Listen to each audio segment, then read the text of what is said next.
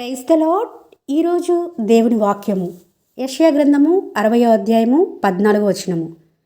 నిన్ను బాధించు వారి సంతానపు వారు నీ ఎదుటకు వచ్చి సాగిలపడుదురు.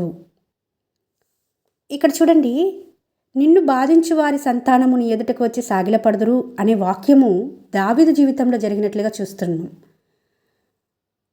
ఎగ్జాంపుల్గా ఇక్కడ దావీదుని ఎందుకు చూపిస్తున్నానంటే ఆయన జీవితంలో ఇది జరిగిందండి.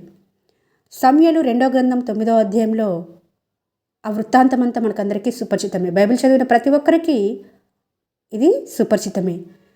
మరి ఎంతగానో సౌలు బాధిస్తూ వచ్చినాడు, దావీదుని తరుముతూ వచ్చినాడు, మరి చంపాలని చూస్తూ వచ్చినాడు అసూయ చేత. అలాంటి వ్యక్తి సంతానపు వాడైన మెఫీబోషెత్తు దావీదుకు సాగిలపడ్డం చూస్తున్నాము ఈ అధ్యాయంలో. 9వ అధ్యాయం 8వ వచనంలో అతడు నమస్కరించి అని ఉంటుంది. అంటే సాగిలపడుతున్నాడు మెఫీబోషెత్తు.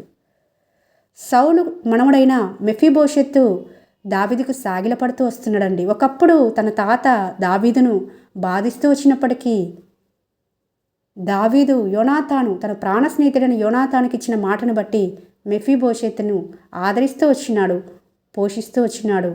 రాజకుమారులో ఒకడిగా తన యొద్ద ఉంచుకొని సదాకాలం భోజన బల్ల యొద్ద ఆయనకు ఆశ్రమిస్తూ వచ్చినాడు. ఈ రోజున ఈ వాక్యము మనతో స్పష్టంగా ఒకటి బోధిస్తుందండి. నిన్ను బాధించేవారు ఎంతమందైనా ఉండొచ్చు.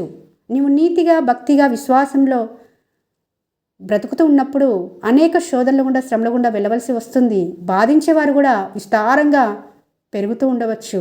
అయితే వారి సంతానపు వారు నీ ఎద్దుకు వచ్చి సాగిలపడేలాగా నేను చేస్తాను. అయితే నువ్వు ఒక పని చేయాలి. సహనంతో, ఓపికతో నా సమయం కొరకు నువ్వు కనిపెట్టి ఉండగలిగితే ఈ వాగ్దానము నీ జీవితంలో తప్పకుండా నేను నెరవేరుస్తానని దేవుడు మాట్లాడుతున్నాడు. పగ తీర్చుకున్నట మన పని కాదండి, ప్రభు పని. అది వాక్యమే సెలవిస్తుంది. ఎవరైనా మిమ్మల్ని బాధిస్తున్నప్పుడు వారి కొరకు ప్రార్థన చేసేవారిగా ఉండాలని కూడా బైబిల్ చెప్తుంది. నీ శత్రువుల కొరకు నువ్వు ప్రార్థన చేయాలి, వారిని దీవించాలి, వారిని ప్రేమించాలని వాక్యం బోధిస్తుంది. బాధించేవారు ఎంతమంది ఉన్నా సరే ఆ బాధకు తాళలేక మనము వారితో వాగ్వాదానికి దిగడం కానీ, లేకపోతే గొడవలు పెట్టుకోవడం కానీ, మాటకు మాట సమాధానం చెప్పడం కాదు. కానీ దేవుని యొద్దకు వెళ్ళి మొరపెట్టుకునే వారికి మనం ఉన్నప్పుడు మాత్రమే ఈ వాగ్దానము మనందరి జీవితాలలో నెరవేర్చడానికి దేవుడు ఇష్టపడతాడు. దావీదును ముందుంచి మనతో మాట్లాడుతున్నాడు దేవుడు.